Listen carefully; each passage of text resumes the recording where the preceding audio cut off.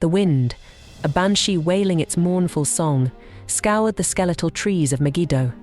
Their twisted branches, gnarled by eons of conflict, scraped a bruised crimson sky, a fitting backdrop for the stage where the final act of the world was about to unfold. This wasn't your ordinary battlefield, this was Armageddon, the harbinger of oblivion, the ground zero for the most cataclysmic clash ever witnessed. For millennia, the whispers of this prophesied confrontation had echoed through the ages, a chilling melody woven into the very fabric of Judeo-Christian belief. Now, those whispers had morphed into a deafening roar. The earth trembled beneath the relentless tread of countless boots, the air thick with the stench of fear and the acrid bite of brimstone. On one horizon, a tide of humanity surged forward, a mosaic of faces etched with a desperate righteousness.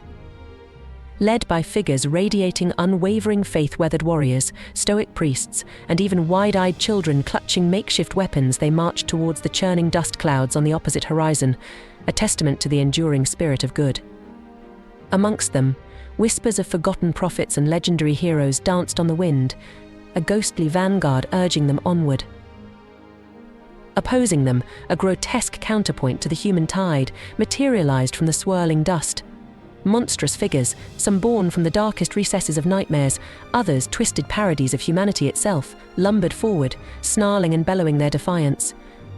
Here were the embodiments of mankind's darkest impulses: greed, envy, cruelty given monstrous form.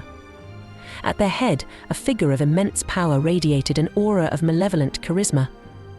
The Antichrist, his eyes burning with an unholy fire, surveyed the battlefield with the predatory gaze of a lion savoring the hunt. The tension stretched, a bowstring about to snap. A single horn, its mournful wail echoing across the desolate plains, shattered the oppressive silence. The battle was joined. Steel clashed against chitinous exoskeletons with a sickening crunch. Righteous prayers mingled with guttural roars as the forces of good and evil collided in a whirlwind of violence. The sky bled a deeper red as celestial beings, majestic and terrifying in equal measure, descended from the heavens to join the fray. Meteors, imbued with celestial fire, rained down, scorching the earth and leaving craters that pulsed with an infernal glow. Amidst the chaos, individual stories unfolded, tragedies etched against the backdrop of apocalypse. A young soldier, his faith wavering in the face of unimaginable horror, found a flicker of courage rekindled in the unwavering gaze of his grizzled veteran captain. A mother, her face etched with a primal fear, shielded her whimpering child from the carnage, discovering a reservoir of strength she never knew she possessed. A lone warrior, his once proud armor now a tapestry of gashes and blood, faced down a towering demon, a defiant glint in his eyes belying the weariness in his mortal frame. Hours bled into days, the battlefield morphing into a churning vortex of destruction.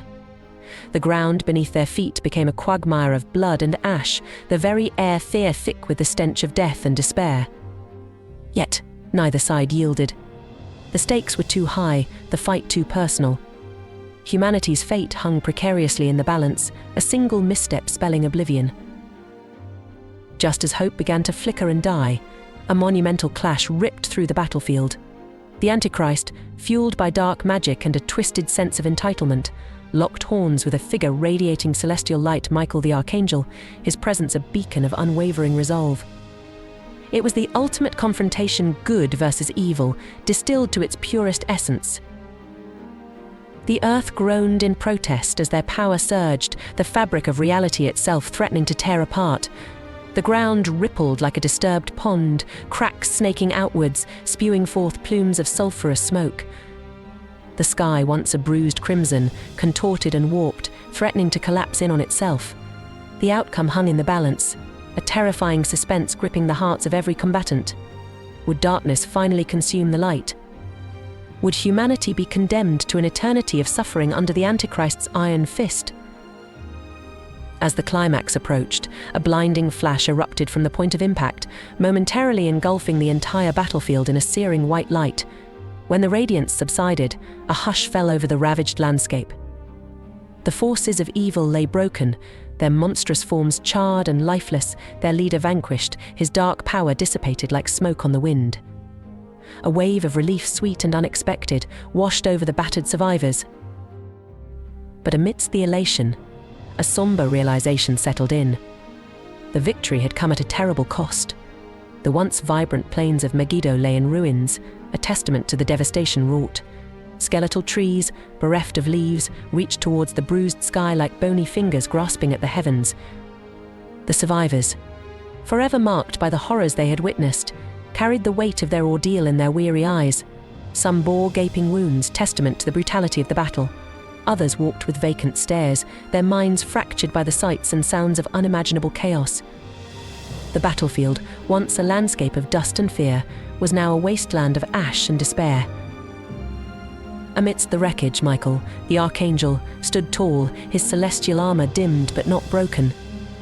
Even in victory, a sense of sorrow clung to him. This day, though necessary, had been a terrible stain on the fabric of existence. He scanned the field, searching for any remaining pockets of resistance. A flicker of movement caught his eye. A lone figure, shrouded in shadow, emerged from a crater deep within the battlefield. It was the prophet Azrael, the harbinger of death, his usually stoic face etched with a grim expression. In his hand, he clutched a tattered scroll.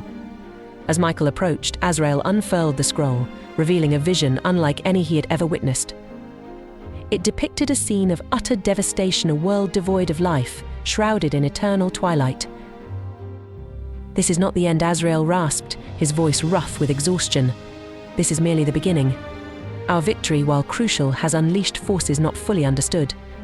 The balance has been disrupted, and a new evil stirs." Michael felt a shiver crawl down his spine. He had witnessed countless battles, countless victories, but for the first time, a seed of doubt took root within him. Was this truly the end of the war, or merely the beginning of a new and even more terrifying chapter?